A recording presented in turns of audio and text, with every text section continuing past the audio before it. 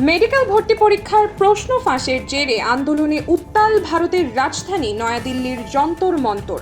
যতই সময় গড়াচ্ছে ততই তীব্র হচ্ছে ককরোচ জনতা পার্টি সিজেপির বিক্ষোভ।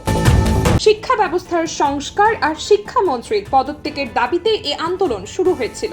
তবে ভারতের পার্লামেন্টে বিরোধী দলীয় এমপিদের সমর্থন পাওয়ার পর এখন তার সরাসরি প্রধানমন্ত্রী নরেন্দ্র মোদীর পদত্যাগের দাবিতে রূপ নিয়েছে। দিল্লি থেকে ফরাসি বার্তা সংস্থা এএফপির প্রতিনিধিরা বলেছেন, দেশটির শিক্ষামন্ত্রী ধর্মেন্দ্র প্রধানের পদত্যাগের দাবিতে আন্দোলনকারীরা রাজধানী নয়াদিল্লির প্রাণকেন্দ্রে অবস্থিত যন্তর মন্তরে অবস্থান নিয়েছেন। প্রতিবাদ স্থলে কয়েক হাজার মানুষের সমাগম ঘটেছে। বিক্ষোভকারীরা বর্তমানে দেশটির প্রধানমন্ত্রী নরেন্দ্র মোদীর পদত্যাগের দাবি জানিয়েছেন।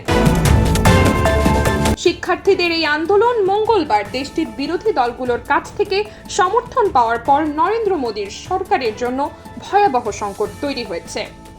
শিক্ষার্থীদের আন্দোলনের প্রতি সমর্থন জানিয়ে দেশটির বিরোধী দলগুলো মঙ্গলবার প্রধানমন্ত্রী মোদীর বাসভবনের সামনে অবস্থান ধর্মঘট পালন করে।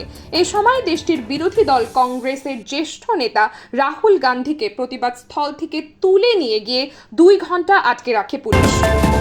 এদিকে আন্দোলন তীব্রতা বাড়তে দেখে কেন্দ্রীয় সরকারের পক্ষ থেকে আলোচনার প্রস্তাব দেয়া হয়েছে। সরকার বলেছে আলোচনার জন্য তাদের কাছে যেন প্রতিনিধি পাঠানো হয়। তবে সিজেপির প্রতিষ্ঠাতা অভিজিৎ দীপকে বলেছেন, যদি সরকার আলোচনা চায় তাহলে তাদের যন্তর মন্তরে আসতে হবে। আয়েশা নিঝুম, নিউজ ডেস্ক, দেশ বাংলা।